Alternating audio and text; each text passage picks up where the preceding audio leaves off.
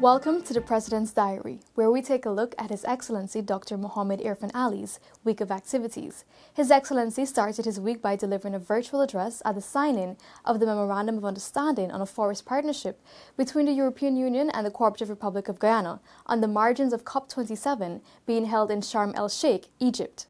The signing was done between Natural Resources Minister Vikram Bharat and the President of the European Commission, Ursula von der Leyen, on the sidelines of COP27 being held in Egypt. President Ali, during his virtual address at the signing, said that the MOU demonstrates Guyana and the EU's shared values of sustainable forest management and the protection of the environment.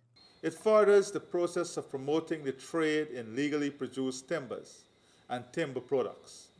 The government of Guyana and the European Union have shared a long and fruitful partnership, advancing work together on shared priorities in programs on the environment, sustainability, and forest governance.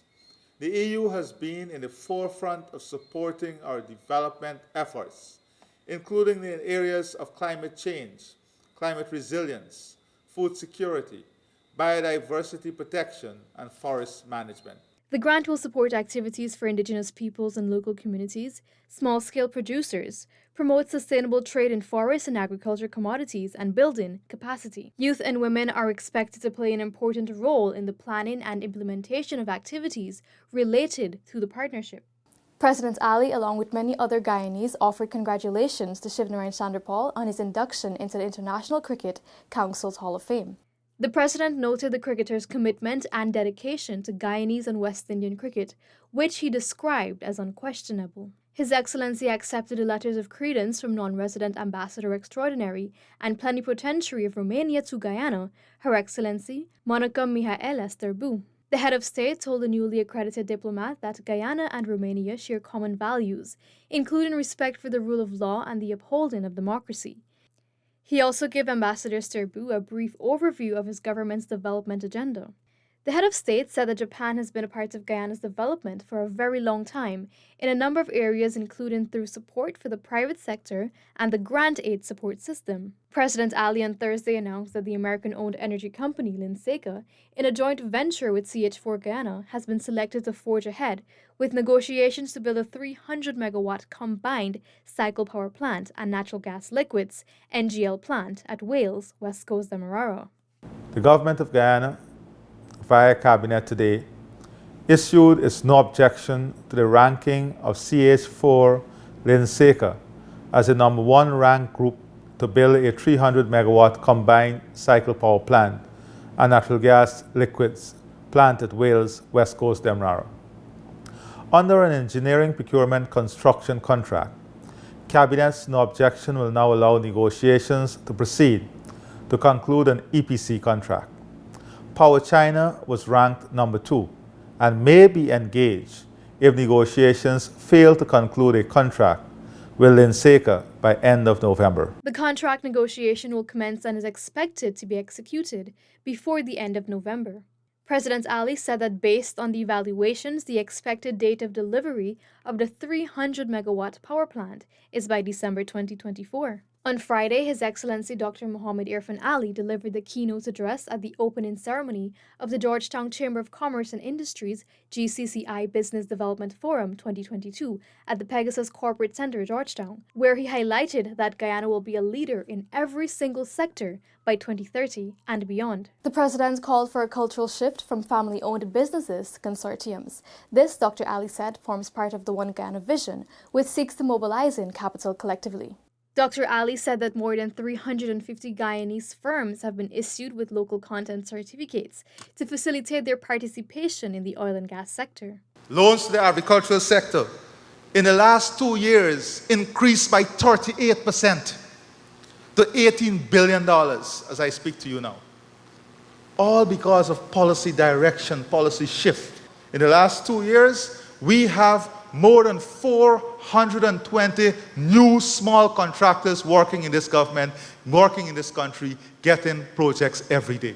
We are now finalizing the special institution in Port Moran that will train the future requirements of our country.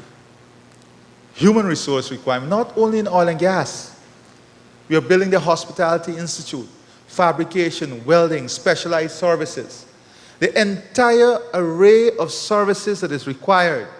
On Friday, the president also met with stakeholders of the Guyana's Football Federation at State House to discuss the final preparations for the One Guyana football tournament.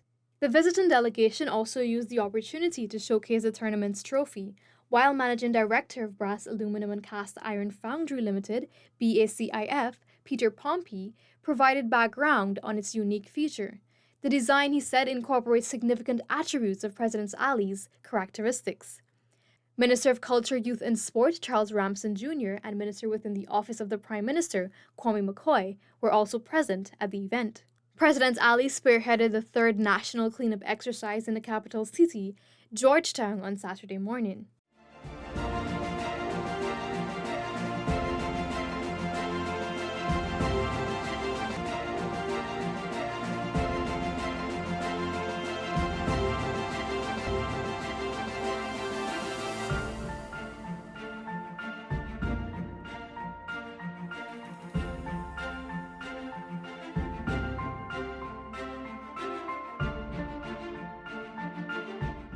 President Ali led the cleanup exercise at Vilsingen Road in the vicinity of St. Sidwell's Primary School.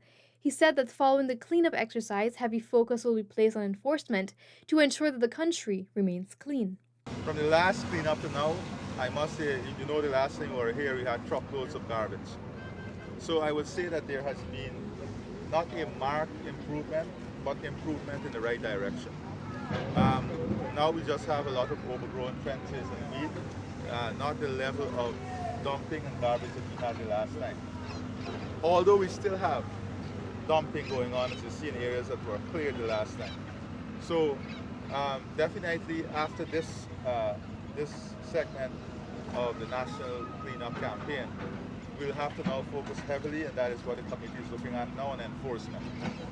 We have given enough time, enough education program, so enforcement is going to become a major aspect of what we do. The president noted that while the focus is on cleaning up, simultaneously, work will begin on improving the secondary drainage infrastructure across the country. This has been the President's Diary, where we took a look at His Excellency Dr. Mohamed Irfaan Ali's week of activities. Thank you for watching, and do join us again next week.